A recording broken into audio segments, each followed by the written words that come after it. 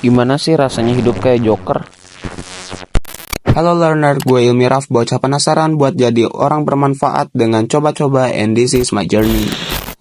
Awalnya gimana sih kok bisa Joker masih bisa ketawa dengan segala hal chaos di sekitarnya, apalagi kan dia biang keroknya gitu. Of course, karena gue penasaran, gue pelajarin, dan gue coba terapin di keseharian gue. Gue nonton The Joker, dan dari latar belakang Joker sendiri emang bikin iba dan simpati guanya itu muncul. Dan the reason why he's becoming villain, gue juga cukup ngerti. Dari badut jalanan, nyoba jadi komedian, and try hard buat ngadepin struggles, dipencundangi, dipermalukan depan umum, dibully, dipukulin, siapa yang gak tahan sama kondisi kayak gitu. Dan defense mechanismnya muncul, menghasilkan perspektif baru yang tidak lain adalah pandangan filsafat aliran absurdisme secara ekstrim. Aliran filsafat ini pertama kali dikembangkan oleh Albert Camus di dalam bukunya Le Muet atau The Strangers pada tahun 1942, dan buku-buku lainnya seperti The Pledge, The Myth of Sisyphus, The Fall, Caligula, The Happy Death, dan masih banyak lagi. Karena gue penasaran gimana rasa dan hasilnya kalau gue terapkan di kehidupan gue coba baca beberapa literasinya, dan cerita yang nyangkut banget itu The Myth of Sisyphus. Buat cerita lengkapnya The Myth of Sisyphus bakal gue bikinin video terpisah.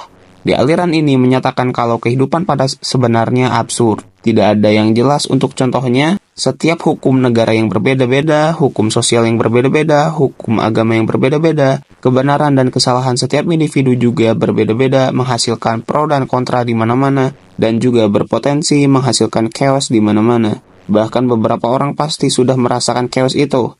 Ketidakjelasan ini terlalu absurd untuk dimaknai. Kehidupan ini sudah kosong, tak bermakna, saking absurdnya dunia. Saat kita menemukan fakta ini, Albert Camus mengajak kita untuk memilih ke jalan mana yang ditempuh. Karena fakta yang gua temuin ini cukup wow gitu buat gua. Gua melihat dunia semakin absurd.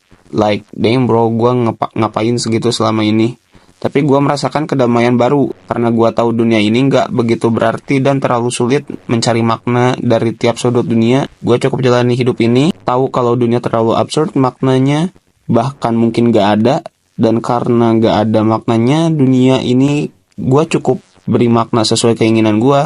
Dan hidup seperti Joker, dia tertawa di dunia yang chaos ini, anggap semuanya adalah bagian dari komedinya. Rasa damai dengan memberikan arti dan makna sesuai keinginan cukup menyenangkan bagi gua. Jadi tahu juga ternyata yang dialamin Joker itu kayak pantas aja, kan dia masih bisa ngakak walau bikin chaos. And by the way, pendekatan absurdisme yang